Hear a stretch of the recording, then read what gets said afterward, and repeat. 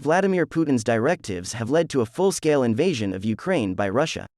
Understanding the relationship between the two intricately linked nations' history, which goes back at least to the 9th century, is necessary to make sense of the ongoing war. For the past 8 years, Russia and Ukraine have been at war.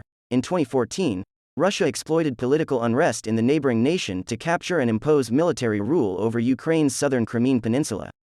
An ongoing conflict between the Ukrainian military and separatists and Russian troops in Ukraine's two eastern regions, commonly known as the Donbas, has resulted in an estimated 14,000 deaths and 1.5 million displacements, and it has never officially ended. Following a massive escalation of forces along the Ukrainian border, Russia launched a full-scale invasion of Ukraine. Putin, the president of Russia, denied that his country was preparing for an invasion at the time. Let's talk about the milestone moments in history that explains today's invasion. 9th century, Kievan Rus. The local Slavic populace soon began referring to themselves as the people of Rus, or Rusins, as the Norse elite quickly blended in. Moscow was founded at what was then a remote northeastern frontier. Today's central Ukraine served as the Rus state's heart. Grand Prince Volodymyr, who died in 1015 and was known as Volodymyr in Ukrainian and Vladimir in Russian, converted to Christianity in Byzantium in 988. Old Church Slavonic, the literary language of the church and state, was not widely read or spoken by Rusins. Rather, they spoke a variety of East Slavic dialects, from which the languages of Ukrainian, Belarusian, and Russian later emerged. 1654. Treaty of Pereyaslav, the Pereyaslav Agreement. The Grand Principality of Moscow and the Grand Duchy of Lithuania, the latter of which eventually joined with Poland, separated the old Rus territory by taking advantage of the decrease in Mongol dominance in the late 14th century.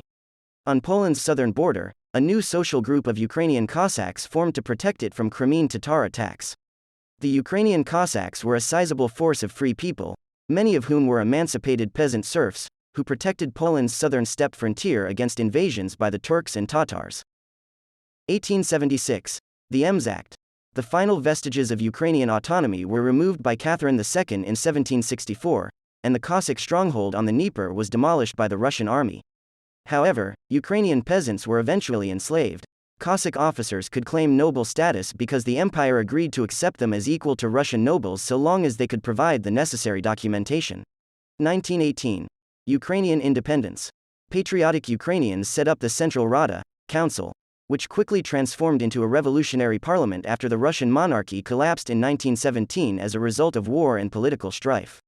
The Ukrainian People's Republic, which received autonomy from the Russian Provisional Government, was invaded by the Bolsheviks to incorporate Ukraine into the Soviet Union when the Bolsheviks refused to recognize the UNR. Before the Bolsheviks did so, the UNR declared complete independence in January 1918 and negotiated a peace treaty with the Central Powers in Brest. 1945. The enlarged Ukrainian Soviet Socialist Republic. Stalin invaded Poland in September 1939 and annexed the Ukrainian lands that Poland had retained following its brief war with the Bolsheviks in 1919, putting an end to Lenin's dream of the Red Cavalry bringing the revolution to Europe. Under the tenacious leadership of Nikita Khrushchev, the expanding Ukrainian SSR eventually came to include practically all of the regions with an ethnic Ukrainian majority. 1954. The transfer of the Crimean Peninsula. Stalin, however, ordered the Tatars to be deported, against their will after the Red Army retook Crimea from Nazi Germany in 1944, which many historians view as genocide. This expulsion made ethnic Russians the majority group numerically almost immediately. 1991. The collapse of the Soviet Union. After Soviet communism, the government of Russian President Boris Yeltsin wanted an autonomous Russia rather than trying to keep the Soviet Union together. The integrity of the Ukrainian boundaries was confirmed in a comprehensive treaty signed by Russia and Ukraine in 1997. 2014.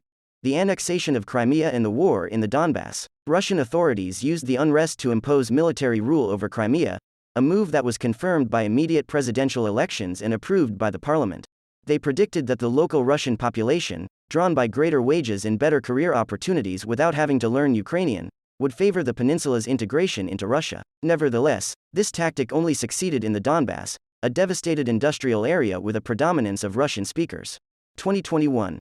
The buildup of Russian troops and an ultimatum to the West. Low-intensity gunfire is a daily occurrence, and there are still casualties in the Donbas war that have been reported every week. Late in 2021, Information regarding a significant increase in Russian troop numbers along the Ukrainian border and the construction of infrastructure in preparation for a potential invasion was made public by Western and Ukrainian intelligence services. Russian authorities emphasized that these exercises were purely military drills, but they also gave the West an ultimatum, requesting formal guarantees that NATO wouldn't expand further east. That's it for today. Please share, subscribe, and press the bell icon for more such updates.